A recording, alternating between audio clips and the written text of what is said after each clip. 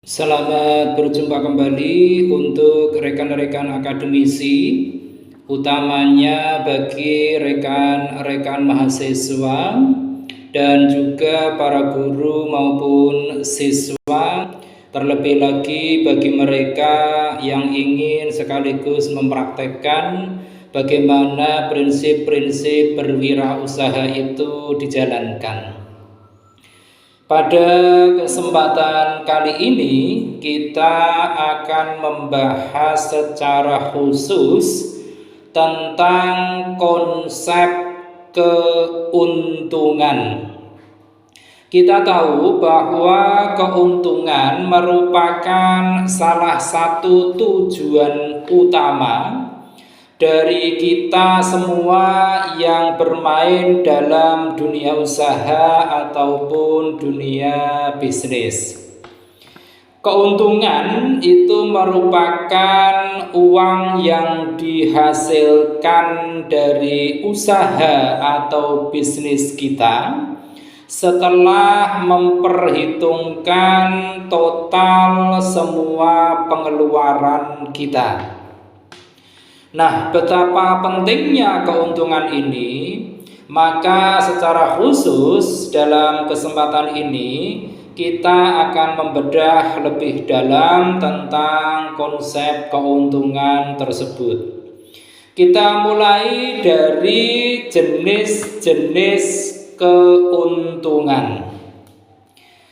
Di dalam bisnis atau dunia usaha, keuntungan dibagi menjadi beberapa jenis. Di antaranya yang pertama adalah keuntungan kotor, atau dalam istilah keuangannya sering digunakan kalimat atau kata gross profit, di mana keuntungan kotor ini merupakan jumlah yang diperoleh oleh bisnis atau perusahaan setelah mengeluarkan biaya yang terkait dengan pembuatan dan penjualan produk dan harga jual. Nah, muncul pertanyaan, bagaimana menghitung besaran keuntungan kotor ini? Keuntungan kotor atau gross profit itu didapat dengan kita mengetahui terlebih dahulu berapa total penjualan. Nah, setelah total penjualan kita dapatkan, maka kemudian kita kurangi dengan harga pokok penjualan. Nah, dari perhitungan tadi, total penjualan dikurangi dengan harga pokok penjualan, maka akan didapatkan angka-angka berupa keuntungan kotor. Kemudian yang kedua jenisnya adalah keuntungan bersih, atau lebih dikenal dalam bahasa keuangannya adalah net profit, di mana keuntungan bersih atau net profit ini merupakan keuntungan yang mencakup semua jumlah biaya yang dihasilkan bisnis sebagai pendapatan.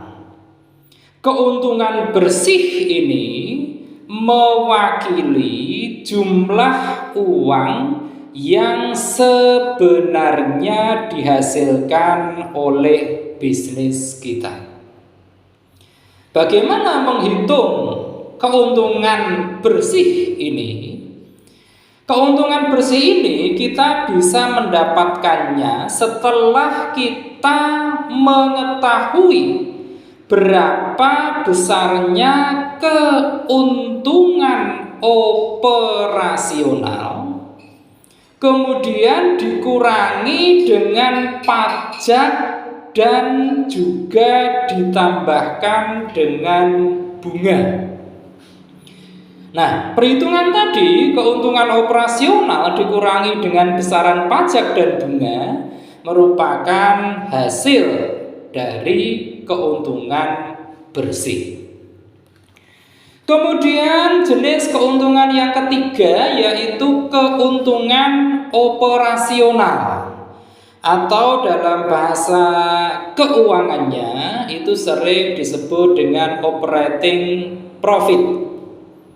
Keuntungan operasional atau operating profit ini merupakan total pendapatan perusahaan pada periode tertentu setelah membayar semua biaya operasional terkait dan sebelum memperhitungkan bunga dan pajak.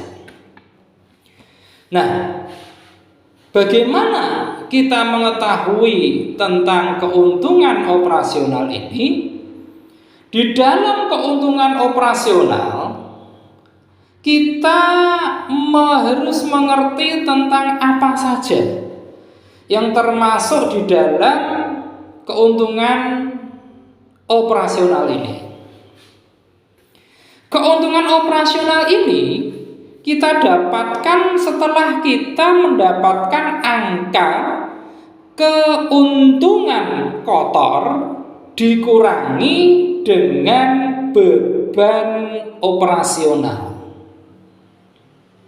Nah, untuk mengetahui tentang beban operasional itu apa saja, yang termasuk beban operasional itu diantaranya adalah penjualan, kemudian bagian umum, administratif, kemudian ada peralatan, ada sewa, biaya inventaris, penggajian, pemasaran, kemudian juga ada biaya langkah, penyusutan, dan dana yang dialokasikan untuk pengembangan dan penelitian. Itu tadi jenis-jenis dari keuntungan. Nah, setelah kita tahu bahwa dan perhitungan itu menunjukkan ada keuntungan bagi usaha kita, tentu ada manfaat yang bisa kita rasakan. Apa itu manfaat dari keuntungan bagi kita atau perusahaan? Keuntungan yang pertama itu adalah bisa meyakinkan investor adanya peningkatan keuntungan, berarti terjadi peningkatan dividen saham bagi investor yang secara langsung itu menguntungkan investor tersebut.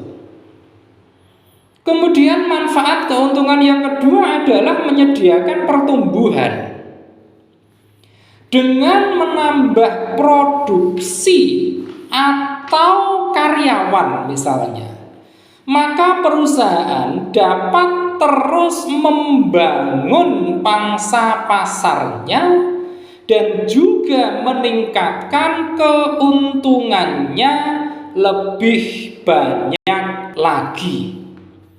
Dengan keuntungan yang terus meningkat, maka bisnis logikanya akan dapat terus berkembang.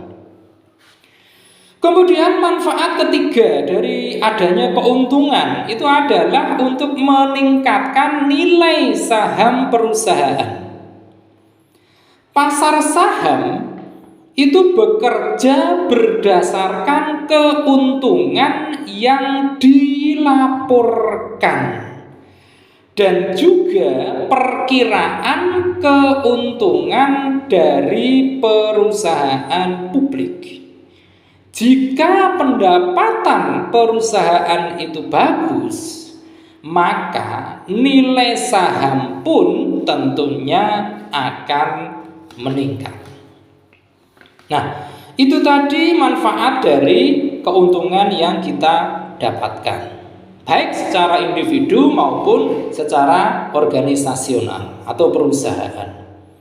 Nah, berikutnya adalah apa saja yang menjadi unsur-unsur dalam sebuah keuntungan. Ada beberapa unsur di dalam sebuah keuntungan itu. Yang pertama adalah unsur pendapatan. Pendapatan ini merupakan uang yang dihasilkan dari operasi bisnis secara normal, dihitung sebagai harga dari penjualan serta dikalikan dengan jumlah unit yang terjual. Itu adalah pendapatan. Kemudian unsur yang kedua adalah beban atau istilahnya adalah expense. Beban di sini merupakan biaya operasi yang dikeluarkan oleh perusahaan untuk menghasilkan pendapatan. Pengeluaran di dalam hal ini itu termasuk pembayaran kepada pemasok. Kemudian juga ada upah untuk karyawan. Kemudian juga mungkin ada sewa pabrik ataupun adanya penyusutan dari peralatan yang digunakan. Kemudian unsur yang ketiga dari keuntungan adalah keuntungan itu sendiri atau gain. Gain atau keuntungan itu merupakan peningkatan umum dalam nilai aset atau properti.